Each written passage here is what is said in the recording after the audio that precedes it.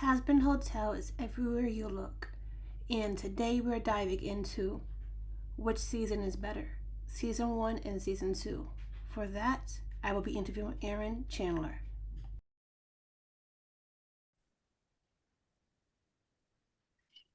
So, you have been a fan of Hazbin Hotel since the pilot, correct?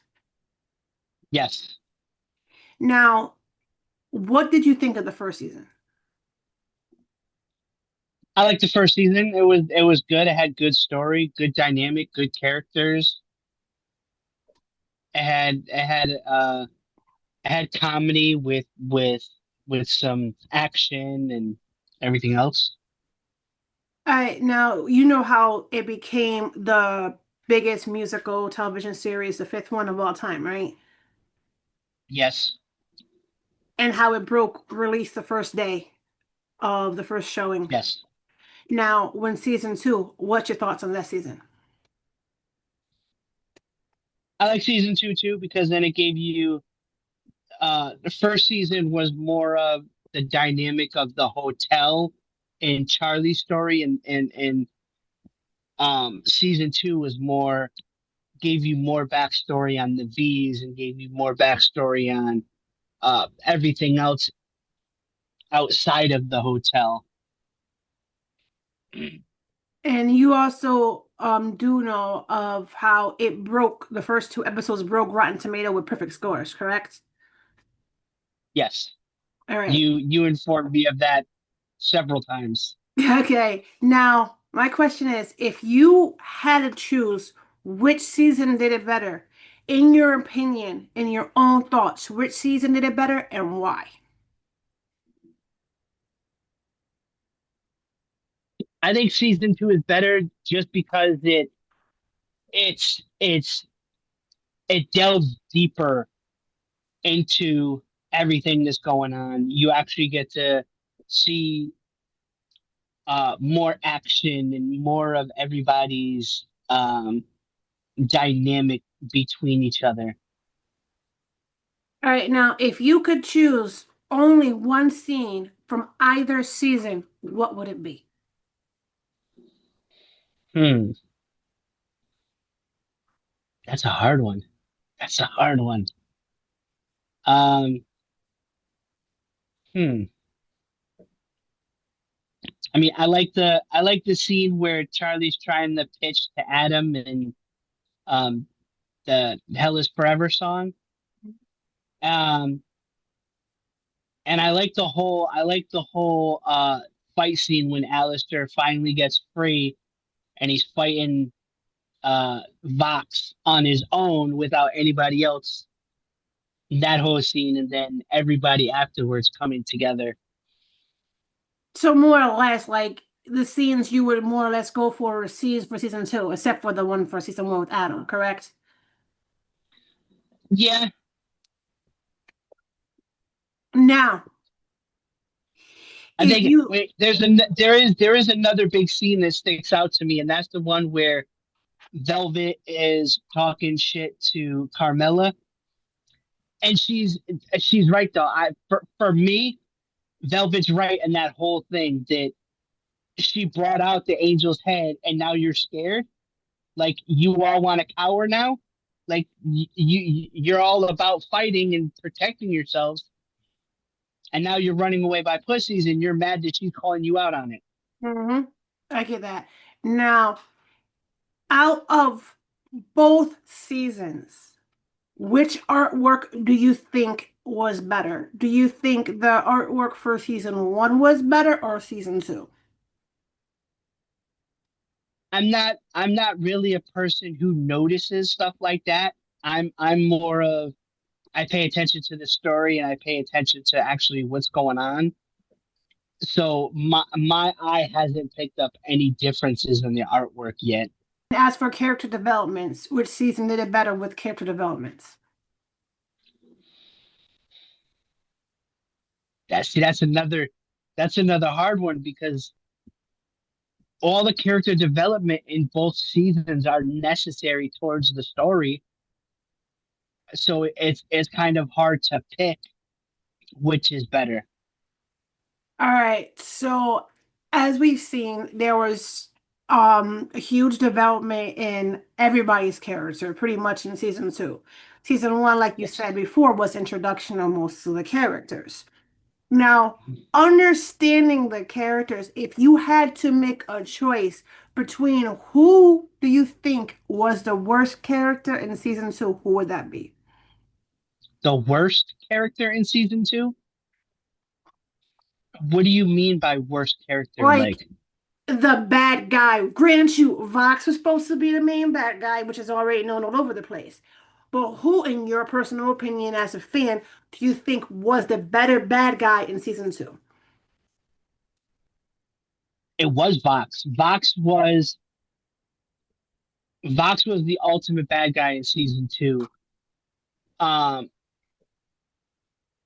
it's you can't really put Valentino and Velvet into that bad guy category because it didn't really show them in that dynamic. They showed them more in the dynamic of showing support to Vox and how much they actually cared about Vox versus Vox being a villain and it's all about power. Now we've seen so like I said, season two, as you're voting for is towards more better than one, you know, in a lot Yeah. more aspects. Now, in this season, we've seen a lot of different characters that were when they were human. We saw Serpentius, and we saw Alistair, and we saw Vox. Now, as you know, what was your thoughts on first Serpentius' backstory when he was alive?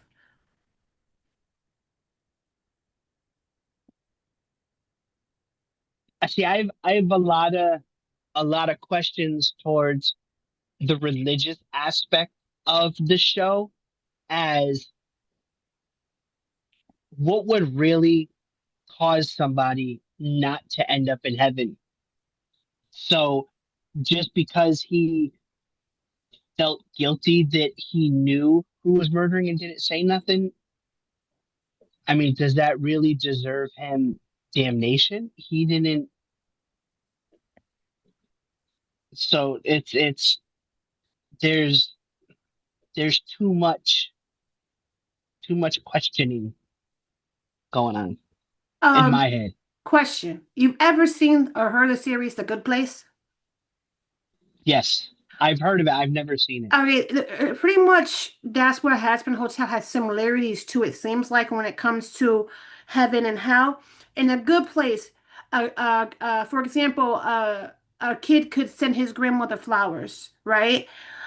He Yep. gets points to go to heaven, but he loses points for getting them delivered. He loses points for gas messing up the atmosphere, and it takes away any positivity points.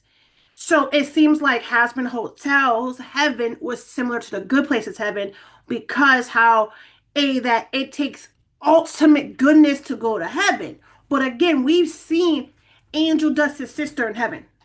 We've seen her. The little remember season Yeah. one, the sister. Yeah. So if the whole family was a mafia, how come the mother and sister end up in heaven and Angel Dust ends up in hell? Yeah. That is a big question. Right?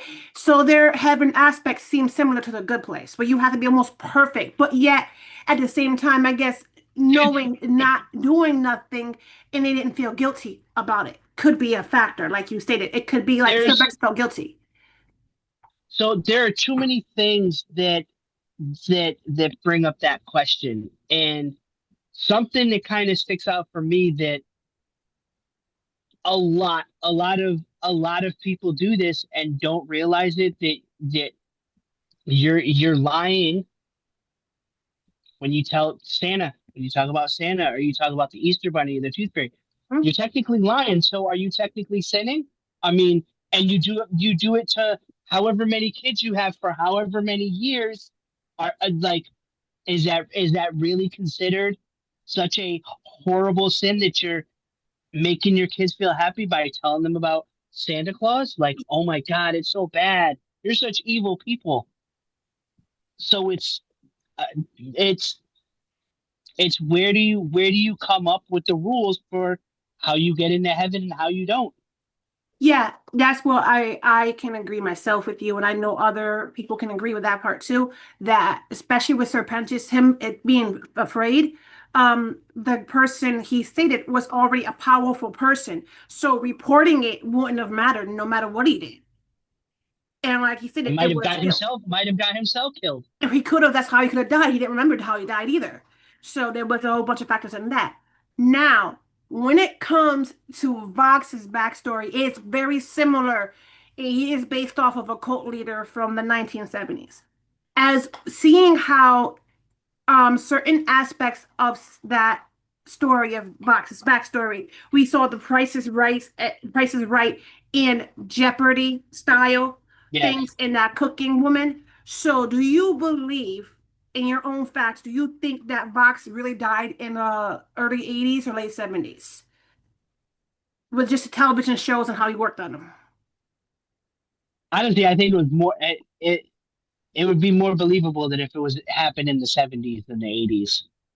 Yeah, because I remember with we're looking up the dates for the newspaper from New York Times we were supposed to be based off of. Yep. It was the 70s. 79 was when it was 75 cents for New York Times. So, an aspect, he died late 70s. Like you was like we were talking about, it's believable, especially when Price is Right, how it first came out and how Jeopardy first came out. And those people and the Late Show host, the original Late Show I know what host, you're talking about. hmm all of them came out around that era, like you said, late 70s. So, what is your thoughts on Vox's backstory? He was he made himself uh crazier, um seeking out all the power and having to kill people to get power. Now, That made him look more like a lunatic. like a people pleaser, people attention seeker, right? More or less. Yeah. If you had a guess, because you have your own mental health issues, if you had a guess, particularly on his character development when he was alive, what do you think his mental diagnosis would have been?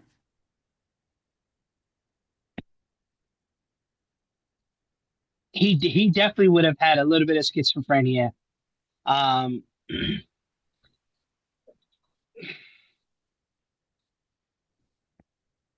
might have even been a little bipolar. But he was definitely hungry for power, hungry for glory, hungry for himself. When it came to Alistair's backstory, what was your thoughts on that one?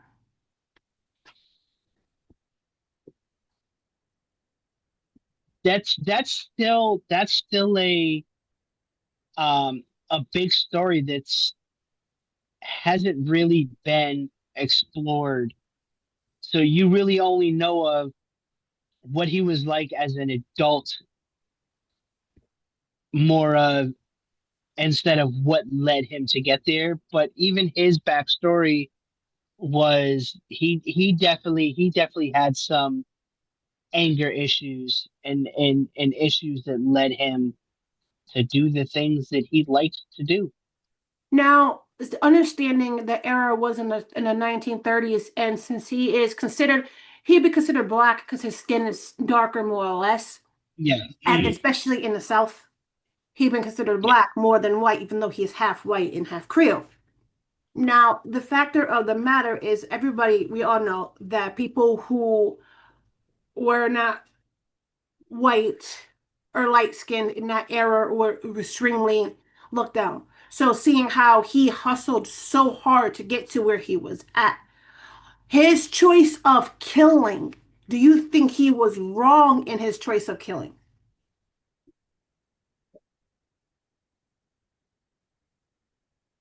I mean, technically yes, but I don't blame him because back then it was harder to um it was harder to get people like the people he killed to get them arrested and get them accountable for what they had done. So he felt like this is this is really the only option to get those horrible people to be accountable for their actions is I'm going to be the executioner. I'm going to be the judge, jury, and executioner. And enjoying it was another way to relieve the stress and the anger that he physically had himself.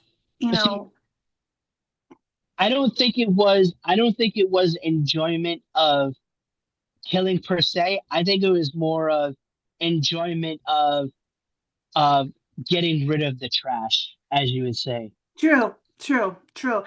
And with all the things he had done, right?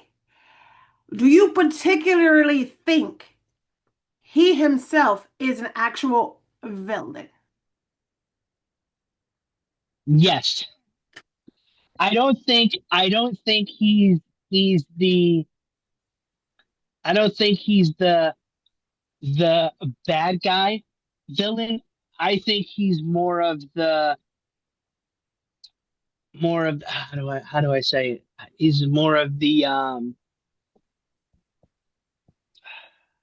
I can't think of the right words to explain it. All right, in the aspect of wall He's breakers, more he's more of the evil that you need. the necessary evil. Yeah, I get it. Yeah, So, there you go. so in the aspect of wall breakers, right? We're talking about fourth wall breakers. We know Deadpool from Marvel is a huge fourth wall breaker. Yes. We do know from the comics, not the show, that the Joker is a wall breaker. Because Yes. originally he stated that in a few of the comics that they're not real. Yeah, in the comics he is. In the shows they never No. I don't ever remember. Now, do you think that Alistair is another wall breaker? The It's kind reason, of hard mhm. it's kind of hard for him not to be.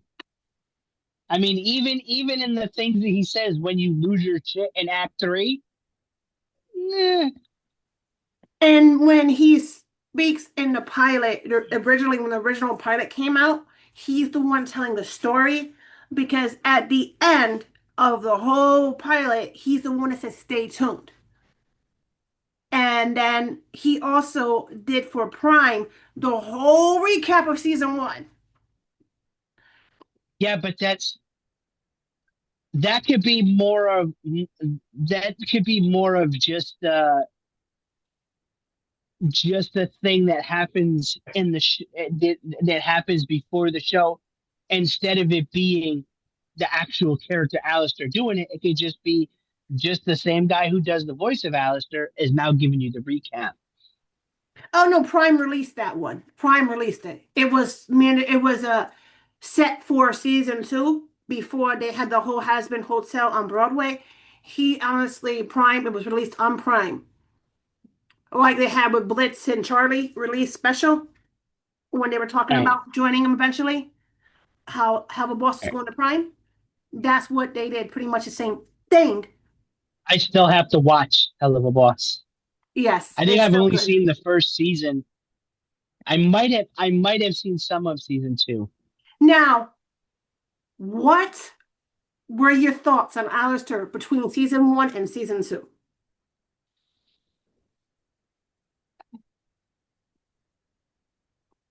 I think in season one he comes more into showing his power and showing his deviousness. Um, he tries to make you think that he's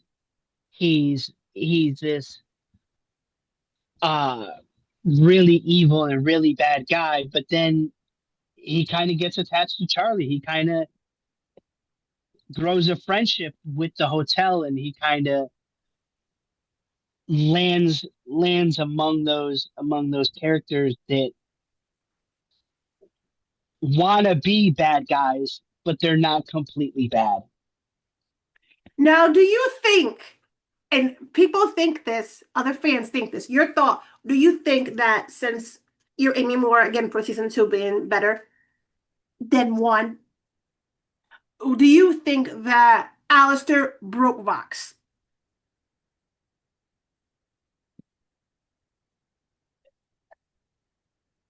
No, I don't think Vox is. I don't think Vox is. If you mean, do I think he's broken now? No. No, When I he don't first think. went to hell and they showed the scene where he was like kissing Alistair's ass. Let's be legit. That's what he was doing. Trying to team up with Alistair, right? Yeah, Tr- I do think that Alistair kind of broke him a little bit. But what I think happened is I think that Vox was trying to get in his good great in Alistair's good graces so Vox could get more power. But then Alistair saw right through him. He was crystal clear, and Alistair saw right through it all. And So mhm. Alistair put him in his place, and that just broke him and made him mad and make him go out and find power elsewhere to shut Alistair down. Now, why do you believe that? Particularly, why do you believe that? Because you can see it. Look at the way that Vox got into hell.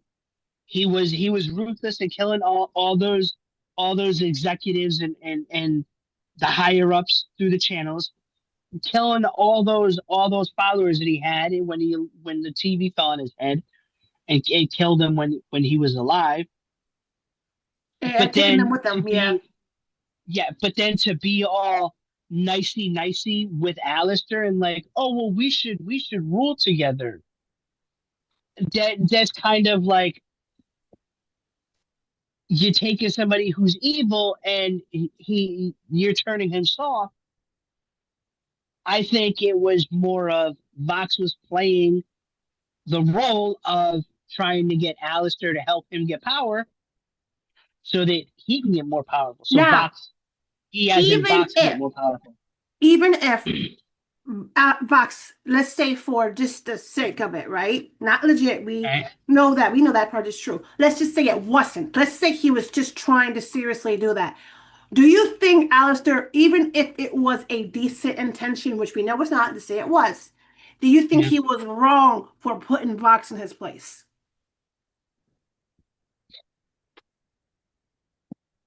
If it was for the sake of, let's just say he wasn't doing it for that reason. If Vox wasn't doing it for nefarious reasons, he was doing it with good intentions. Um, it doesn't matter whether or not Alistair was right or wrong in doing it. It's Alistair's Alistair. He wouldn't have gone with that plan whether he knew it was good intentions or bad intentions. That's just not who Alistair is. To decide which season is better of Hazbin Hotel season one and season two, that is up to you, my dear listeners. Until next time.